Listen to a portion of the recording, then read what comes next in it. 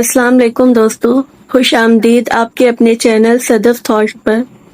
آج ہم پیش کر رہے ہیں اردو ناول وحشت جنون کی قسط نمبر 17۔ پچھلی قسط میں کہانی نے ایک نیا اور حیران کن موڑ لیا تھا جس نے سب کو سوچنے پر مجبور کر دیا۔ اس قسط میں محبت، قربانی اور جنون کے جذبات مزید شدت اختیار کرتے ہیں اور کچھ ایسے انکشاف سامنے آتے ہیں جو کہانی کو مزید دلچسپ بنا دیتے ہیں۔ آئیے چلتے ہیں قسط نمبر 17 کی طرف اور دیکھتے ہیں آگے کیا ہوتا ہے۔ ارے اچھا ہوا ہیر، تم آ گئی۔ سر کچھ دیر پہلے ہی نکلے ہیں۔ وہ دراصل کل رات تمہارے کمرے سے باتوں کی آوازیں آ رہی تھی۔ سر شاید وہیں سے گزر رہے تھے۔ انہوں نے مجھ سے پوچھا ہے کہ تم کس سے بات کر رہی تھی۔ تمہارا تو کسی کے ساتھ کوئی رابطہ نہیں ہے اور سر کے سامنے تم شاید اپنی عدت پوری کرنے کی وجہ سے نہیں آنا چاہتی، اس لیے وہ تمہیں ڈسٹرب نہیں کرنا چاہتے تھے۔ میں اپنے بھائی سے بات کر رہی تھی۔ کل انہیں اچانک میری یاد آ گئی تو انہوں نے رابطہ کر لیا۔ اس نے تفصیل نہ بتائی۔ کیا بات ہے، تمہارے بھائی کو تمہاری یاد کیسے آ گئی؟ تم نے بتایا نہیں کہ سعد نے تمہارے ساتھ کیا کیا کیا؟ میرا مطلب ہے انہیں یہ جاننے کا حق ہے کہ جس شخص کو انہوں نے تمہارے لیے چنا تھا وہ کیسا ہے۔ ہاں، میں نے انہیں سب کچھ بتا دیا ہے، اس نے سرسری انداز میں کہا۔ تو انہوں نے آگے سے کیا کہا؟ میرا مطلب ہے تم نے انہیں ایام سر کے بارے میں بتایا نا، کہ وہ تم سے شادی کرنا چاہتے ہیں۔ تانیہ ان دونوں کے ہاتھ تھامے ایکسائٹیڈ ہو کر بولی تھی۔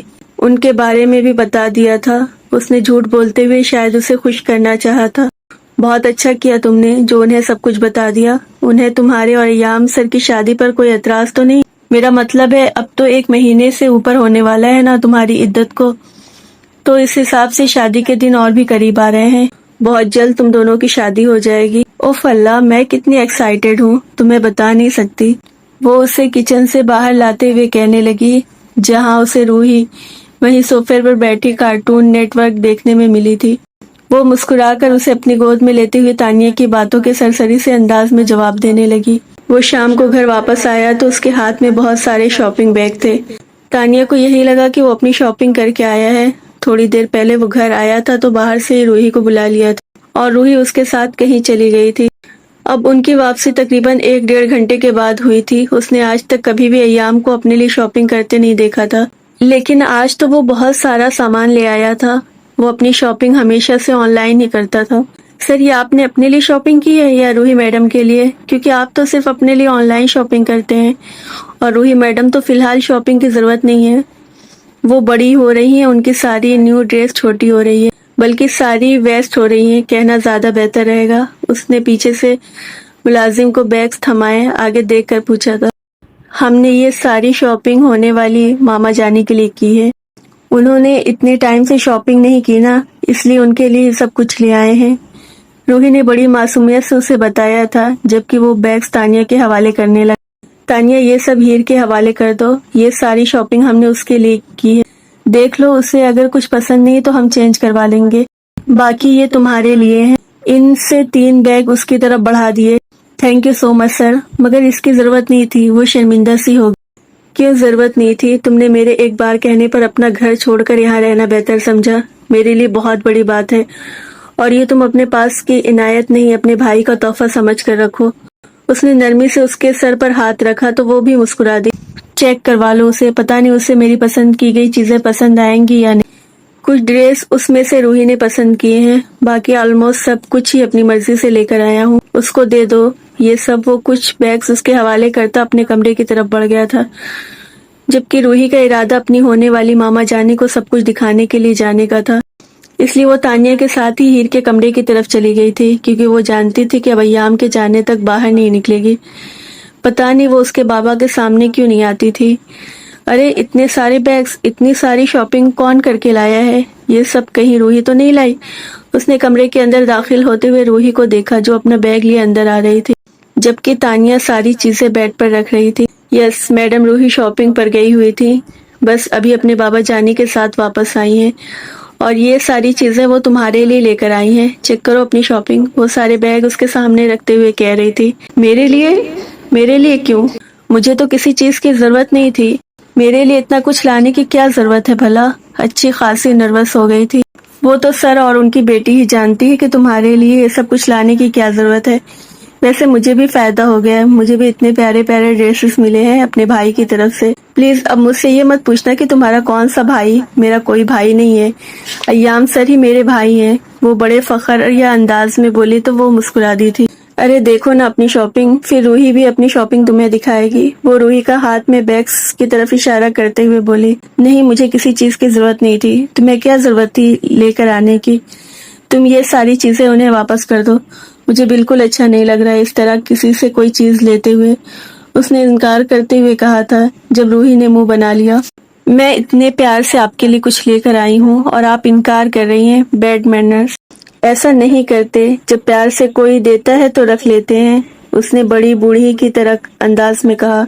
देखो ये बच्ची कितनी सियानी है और तुम इतनी बड़ी गोरी चिट्टी होकर भी समझने की कोशिश नहीं कर रही हो। वो कितने प्यार से तुम्हारे लिए चीजें लेकर आई है, और वैसे भी ये मर्द हजरत सिर्फ शादी के पहले ही शॉपिंग करवाते हैं, इसलिए फायदा उठा लेना चाहिए। और अब फजूल की कोई बात नहीं, जल्दी से सब कुछ ओपन करो। उनमें से कुछ ड्रेस रूही की पसंद के हैं और बाकी सारे सर की पसंद के हैं। जरा दिखाओ मुझे सर ने तुम्हारे लिए क्या पसंद किया है। मैंने आज तक किसी मर्द को किसी औरत के लिए शॉपिंग करते नहीं देखा, इसलिए ना मुझे काफी ज्यादा एक्साइटमेंट हो रही है कि तानिया ने उसे खुलकर अपनी फीलिंग्स बताई, जबकि वो खामोशी से बिना कुछ कहे सारे बैग खोलने लगी थी। सारी शॉपिंग बेहद खूबसूरत थी और वो अय्याम की पसंद को देखकर हैरान हो गई थी। वो शख्स अपने लिए शॉपिंग नहीं करता था, उसके लिए इतनी बेहतरीन शॉपिंग करके लाया था कि उसको अंदाजा भी नहीं था। रूही वाली भी सही अच्छी थी, लेकिन शायद उसने उसके पर्दे का ख्याल नहीं रखा था। किसी की आस्तीन नहीं थी तो कोई ज्यादा स्टाइलिश थी कि वो पहन नहीं सकती थी, जबकि अय्याम की सारी ड्रेस काबिले तारीफ थी। वो समझ सकती थी और रूही को उन सब चीजों की समझ नहीं। जो कलर उसे पसंद आया वही उसने उसके लिए उठा लिया था और अय्याम ने भी उसे खुश करने के लिए पैक करवा ली थी। और अब उसकी मजबूरी ये थी कि इन सब ड्रेस की तारीफ भी करनी पड़ रही थी। वो उसे हरगिज़ पसंद नहीं आई थी, जबकि रूही ये सोचकर खुश हो रही थी कि उसने बहुत ही खूबसूरत शॉपिंग की है। यहाँ तक कि एक ड्रेस तो अपना और उसका बिल्कुल सेम लेकर आई थी, लेकिन मसला ये था कि वो जरूर से ज्यादा शॉर्ट थी। यकीनन वो रूही पर बहुत ही खूबसूरत लगती, लेकिन खुद को ऐसी ड्रेस पहनते हुए सोचकर उसके कानों की लौ सुर्ख होने लगी थी। रूही, आपके बाबा जानी ने आपको लेने से मना नहीं किया? तानिया उसकी हालत देखते हुए मजे से रूही के पास बिठाकर पूछने लगी, जिस पर रूही ने बड़े मजे से नफी में सर हिलाया। बाबा ने बोला कि ये वाली ड्रेस मामा जानी सिर्फ बाबा जानी के सामने पहनेंगी। रूही ने बात मुकम्मल की थी कि तानिया बेख्तियार कहकहा बुलंद हुआ। मुझे पहले ही अंदाजा था, मुबारक हो, तुम्हारे होने वाले शौहर काफी रोमांटिक साबित होने वाले हैं। वो उसके हाथ पर हाथ मारते हुए बोली, जबकि हीर का वहाँ से उनके सामने रुकना ही मुहाल हो गया था। बस बहुत हो गई फजूल बातें, हटो, मुझे नमाज अदा करनी है। जब देखो इनके शैतानी दिमाग में कुछ न कुछ उल्टा ही चलता रहता है। वो तानिया को घूरते हुए उठकर वजू की नियत से वॉशरूम में चली गई, जबकि वो पीछे से उनकी सारी चीजें समेटने लगी। जबकि रूही भी अपना सामान लिए खुशी खुशी अपने कमरे में जाने का इरादा रखती थी।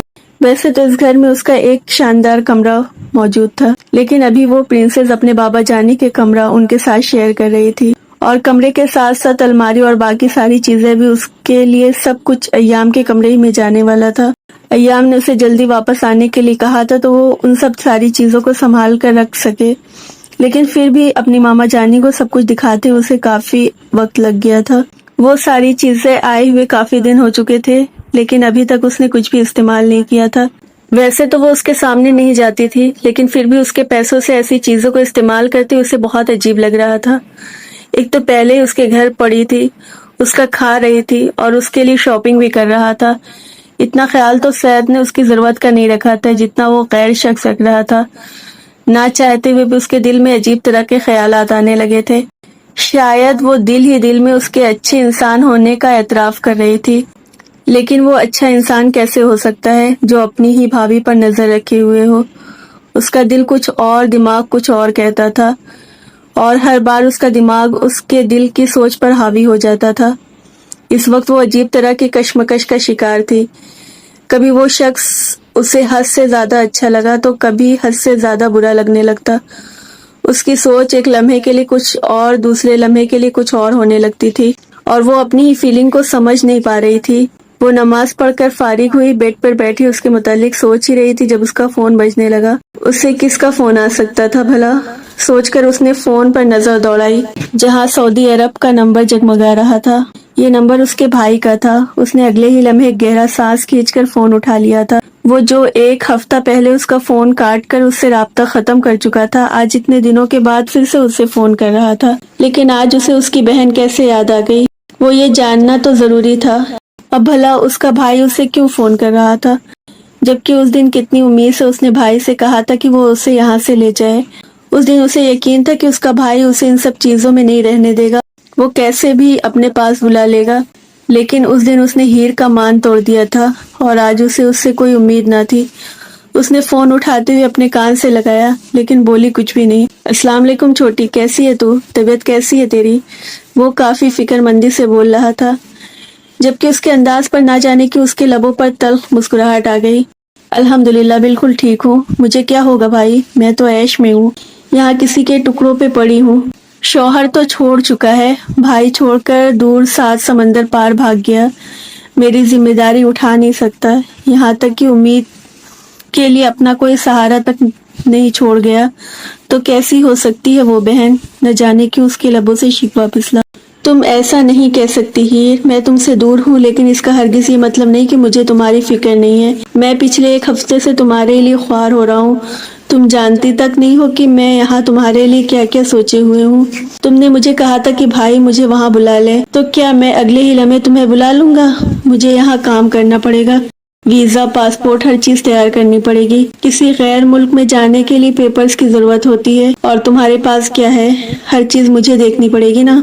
तुम्हें क्या लगता है मैं तुम्हें गैरों के बीच छोड़ दूंगा? मैं तो ये सोच सोच कर सो नहीं सका कि तुम एक गैर मर्द के घर पर हो। पता नहीं वो आदमी तुम्हारे बारे में क्या क्या सोचता होगा, किस नियत से उसने तुम्हें रखा होगा। तुमसे ज्यादा मैं परेशान हूँ। वो बोला तो फिर बोलता ही चला गया। हीर को एक लम्हे के लिए अपने अल्फाज पर पछतावा हुआ था। आई एम रियली सॉरी भाई, मैं बहुत फजूल बोल गई। मैं बहुत परेशान हूँ। आप जानते हैं मैं यहाँ किन हालात में हूँ। यहाँ से आप ही मुझे निकाल सकते हैं। प्लीज मुझे जल्दी से जल्दी वहाँ बुला लीजिए। वो लम्हे में सब कुछ भुलाकर अपने भाई से अपना दुख शेयर करने लगी। हाँ मेरी जान, मैं तुम्हें जल्दी वहाँ बुला लूंगा। तुम्हें परेशान होने की जरूरत नहीं। तुम बस मुझे अपना शनाख्ती कार्ड की तस्वीर भेजो, ताकि मैं तुम्हारा वीजा और पासपोर्ट का इंतजाम कर सकूं। वहाँ पाकिस्तान में बहुत सारे लोग से मेरा राब्ता है जो तुम्हारे सारे कागजी काम करवा देंगे। इस काम के लिए तकरीबन 2.5 से 3 महीने लग जाएंगे। तब तक तुम्हें वहाँ रहना होगा, क्योंकि इस वक्त वहीं पर महफूज हो, और मैं नहीं चाहता कि तुम किसी भी तरह का मसले का शिकार हो। मैं जल्द से जल्द तुम्हें यहाँ बुला लूंगा। वो अपनी बात खत्म करते हुए बोला, जबकि हीर को उसकी बात एक एक बात को बहुत गौर से सुना। उसे उसकी शनाख्ती कार्ड की तस्वीर वगैरह चाहिए थी, और वो फौरन ही कॉल खत्म करने से पहले ही हर चीज निकाल कर अपने हाथ में रख चुकी थी। और फिर कॉल बंद होने के फौरन बाद ही उसने सारी तस्वीरें बनाकर उसे सेंड कर दी थी। अब यकीनन वो जल्द से जल्द उसे यहाँ से निकाल लेगा। उसे किसी से शादी नहीं करनी पड़ेगी, वो अपने भाई के पास रहेगी। यह एहसास ही उसके लिए एक नई जिंदगी बख्शने वाला था। दोस्तों, ये थी वहशत जुनून की किस्त नंबर 17। अगर आपको ये किस्त पसंद आई है तो वीडियो को लाइक करें, अपने राय कमेंट्स में जरूर शेयर करें, और अगली किस्त सबसे पहले देखने के लिए चैनल सदफ थॉट को सब्सक्राइब करके बेल आइकन दबाएं। किस्त नंबर 18 में कहानी एक और नया मोड़ लेगी जो आपको हैरान कर देगा। तब तक के लिए इजाजत दीजिए। अल्लाह हाफिज।